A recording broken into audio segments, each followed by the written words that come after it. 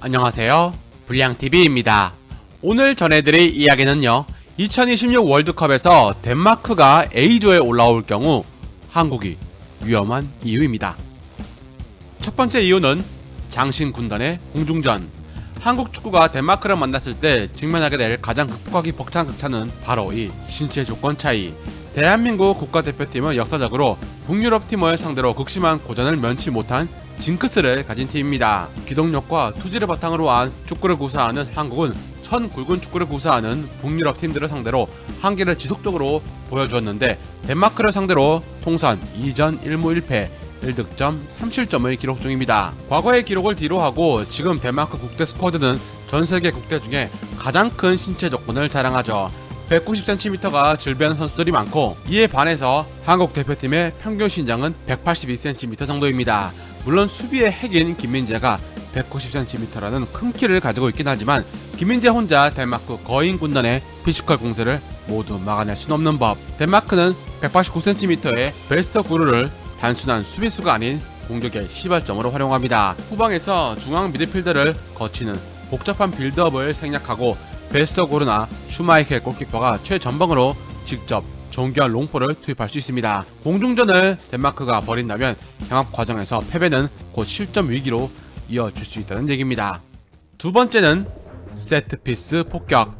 조별리그는 이번 월드컵에서 3경기를 치르고 그중 한국은 1차전 경기를 유럽 플레이오프를 통과한 나라와 붙습니다.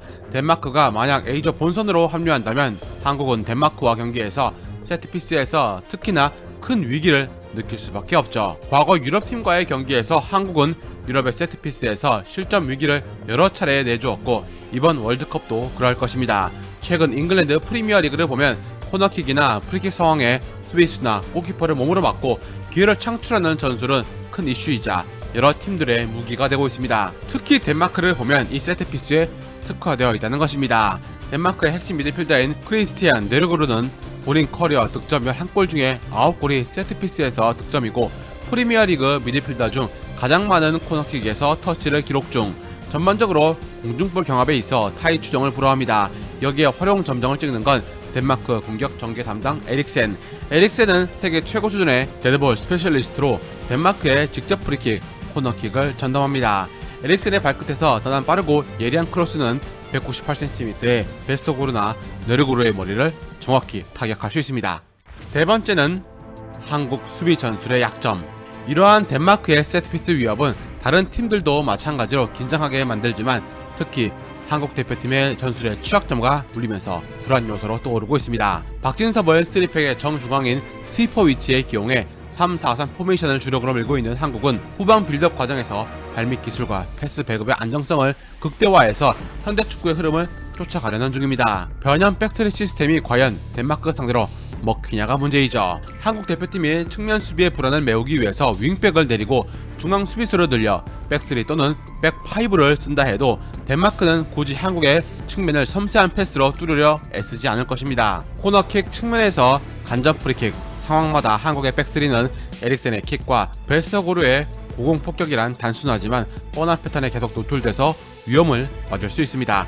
여기에 더해 덴마크의 브리안 리머 감독이 구사하는 전술 디테일은 홍명보호의 3-4-3 시스템을 박살낼 수 있는 하드 카운터가 될 수 있습니다. 한국이 백파이브로 촘촘하게 내려앉아 공간을 주지 않더라도 덴마크는 롱스로인을 통해 박스 안으로 공을 투입하며 한국 수비진의 공간은 흔들려고 할 것입니다. 높고 긴 스로인은 덴마크의 190cm가 넘는 거구들의 머리를 향할 것이고, 만약 홍명보 감독이 스로인 방어 전략이 세밀하지 않는다면 실점할 위험한 상황이 생길 수 있습니다. 네 번째는 덴마크의 변화무쌍한 전술. 브리안 리머 감독 체제의 덴마크는 고정된 하나의 전술에 얽매이지 않고 상대와 상황에 맞춰 자유자재로 포메이션을 바꾸는 유연성을 자랑합니다. 2025년 하반기에 치러진 월드컵 지역 예상과 평가전 기록을 보면 덴마크는 경기마다 맞춤형 포백을 들고 나왔죠.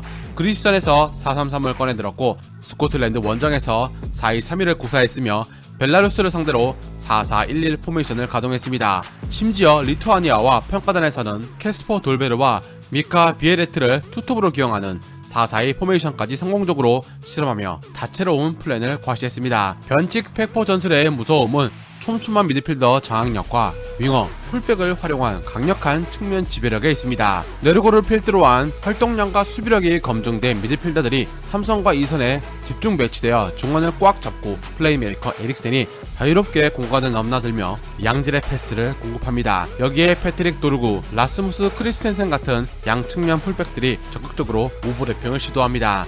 가장 큰 위험은 중원 수적 열세. 한국은 4-3-3 포메이션은 중앙 미드필더가 2명입니다.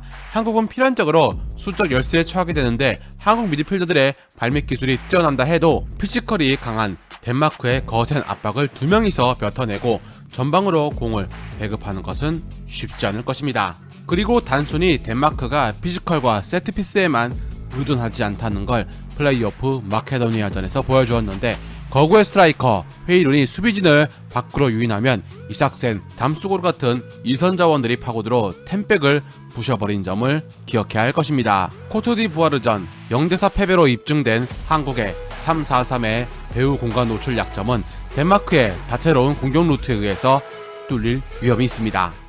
마지막 5번째는 A조의 덴마크는 재앙. 대한민국은 피파 랭킹을 잘 유지해서 포트 2를 받아냈지만 덴마크는 한국보다 피파 랭킹이 더 높은 21위 국가입니다.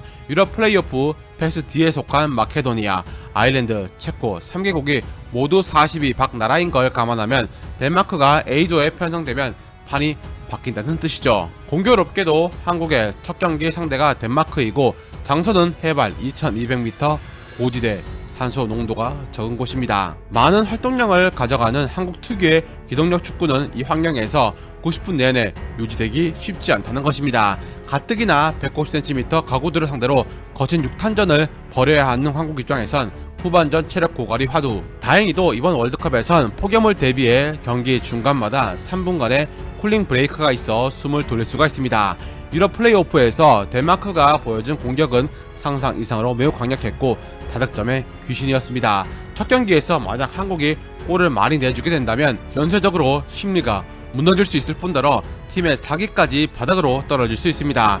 2차전은 개최국이자 홈팀인 멕시코이기 때문이죠. 무엇보다 덴마크가 유럽 플레이오프라는 생존 모드를 거치면서 조직력과 화력을 극대화하고 있다는 점입니다. 한국 대표팀이 비교적 여유로운 상태에서 평가전을 치르며 변수를 실험하는 동안 덴마크는 단기전 토너먼트라는 극한의 압박감 속에서 대승을 거두며 월드컵 본선급의 텐션과 실점 감각을 100% 끌어올린 상태입니다. 4월 1일 열릴 체코와의 플레이오프 결승전마저 승리하고 A조에 최종 합류한다면 절정의 감각을 그대로 가지고 월드컵 본선으로 갈 것입니다. 즐겁게 보셨다면 구독과 좋아요 클릭을 부탁드립니다.